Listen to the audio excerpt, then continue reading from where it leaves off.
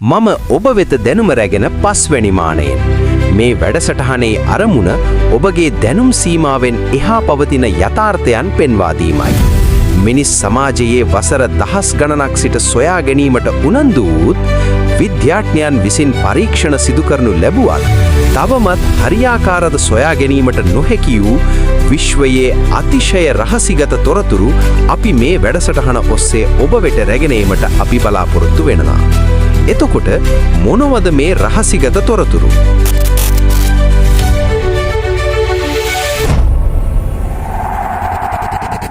මෙම වැඩසටහන තුළ පස්වැනි මානයේ ජීවීන් සැඟව සිටින බව කරුණාවෙන් සලකන්න.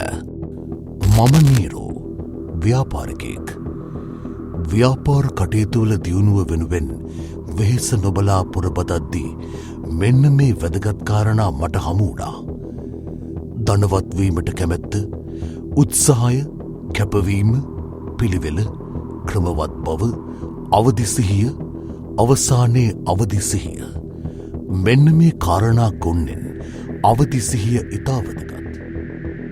පුද්ගලයෙකුට අවදිසිහිය ස්පර්ශ කළහොත් ඔහුගේ ඊළඟ පියවර වනුයේ විඤ්ඤාණය පහළවීමයි. ඔව්, මම අවදිසිහිය පසුකොට විඤ්ඤාණයද ස්පර්ශ කිරීමට සමත්වනු ලබනවා.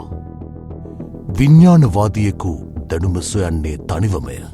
මන්ද තමාට සමකල අයෙක් දැනුම බෙදා ගැනීමට අහලකවත් නොමැති බැවින් එය තනිව විවාදයකට සහභාගී වීමක් වැනිය. එතනින් එහාට මොනවද මේ විශ්වයේ තියෙන්නේ? දන්නේ නෑ නේද? අහලවත් නෑ නේද? එතනින් එහාට පවතින්නේ විශ්වීය පද්ධතිය. මීට කලින් මේ වචනය අහලා නෑ නේද? ඔව්, ඒක අලුත් වචනයක්. මම ඔබට දෙන පළමු දැනුම මොකක්ද? මේ විශ්වීය පද්ධතිය නැත්නම් යුනිවර්සල් සිස්ටම් එක. මේක ක්වොන්ටම් පරිගණකයක්. ක්වොන්ටම් පරිගණකයක් කියන්නේ බුද්ධිමත් ක්ෂුද්‍ර ශක්තිය අණුවලින් නිර්මාණය වූවක්. කොහොමේක? කොහෙද? ඔබ දකින හිස් අවකාශයේ කොතරම් දුරකටද? මන්දාකිනියක මහා කළු කුහරේ ශක්ති පරාසය තුළ ඇති සියලු ග්‍රහ වස්තුන් ජීවීන් මේ පරිගණකයට යටත්. මේක අපිට වැදගත් වෙන්නේ කොහොමද?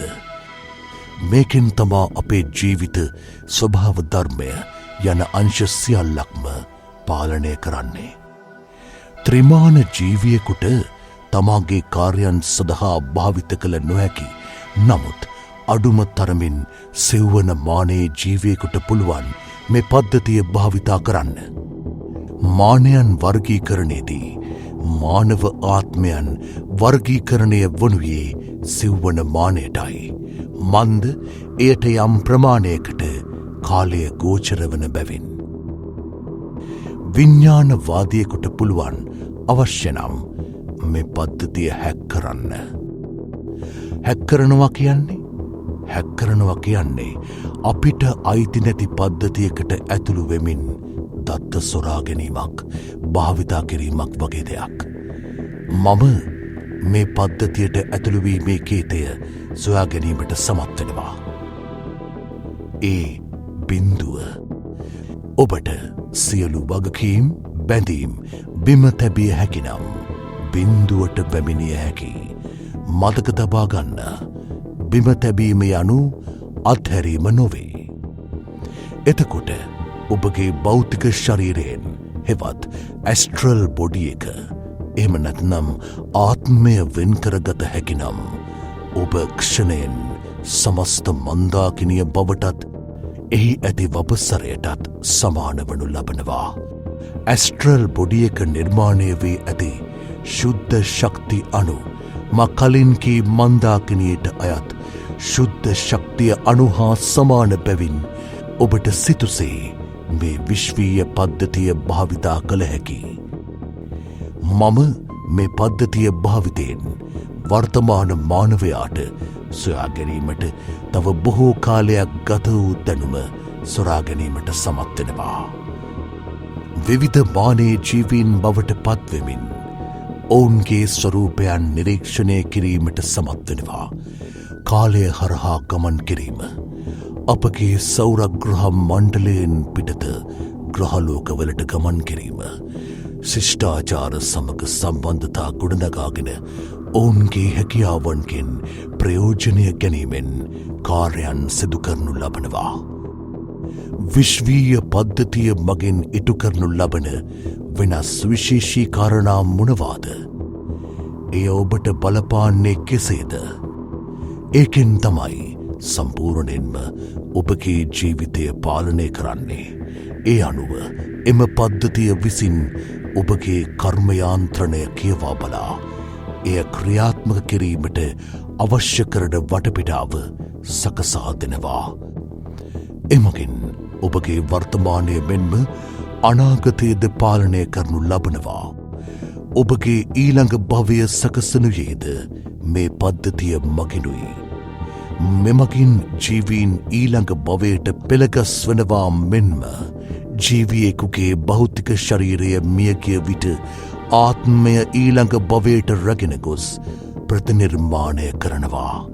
එය මන්දාකිනියේ වපසරයට අයත් ආලෝක වර්ෂ ලක්ෂයක පමණ ප්‍රදේශයක ඕනෑම ග්‍රහලෝකයක් විය හැකි. ඊළඟට ඉහළ මානවල කොන්ටම් ජීවීන්ට කාලය හරහා ගමන් කිරීම හා අවකාශය ජයගැනීම සඳහා පහසුකම් සපයන්නේද මේ පද්ධතියයි. එම කාර්යයේදී ගමන් කරන්නාට අවශ්‍ය කරනු ලබන ආරක්ෂාව ඇතුළු සියලු පහසුකම් මෙමගින් ඉටුවනවා. එමෙන්ම ක්වොන්ටම් ජීවීන් අතර සංනිවේදන කටයුතු ත්‍රිමාණ ජීවීන් විසින් නිර්මාණය කරනු ලබන නියෝ ශක්ති අනු වෙනත් මානවල ජීවීන් වෙත සම්ප්‍රේෂණය කරනු ලබන්නේද මේ පද්ධතිය මගිනුයි.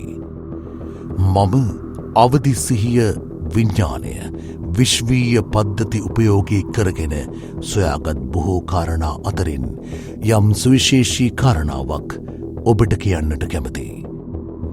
මොකක්ද මේ සුවිශේෂී කාරණාව?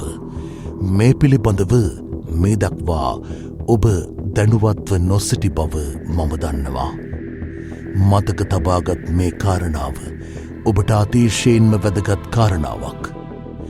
ඔබ වැඩ කරන්නේ ඔබට නොව. ඔබ වැඩ කරන්නේ විද්‍යාවෙන් දියුණු වූ වෙනත් මානව ශිෂ්ඨාචාරයකටයි.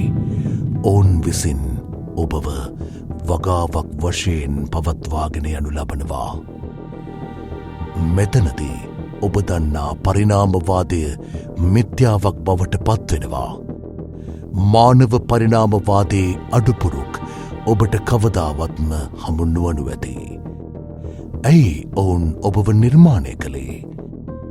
එම ජීවීන් විද්‍යාවෙන් කොතරම් දියුණුවත් ඔවුන්ටද අසීරු වූ විශ්වීය නියමයන්ට ඔවුන් වෙනුවෙන් මුහුණදීමට තමයි ඔවුන් ඔබව නිර්මාණය කළේ. කර්මයාන්ත්‍රණය මෙතනදී සුවිශේෂී.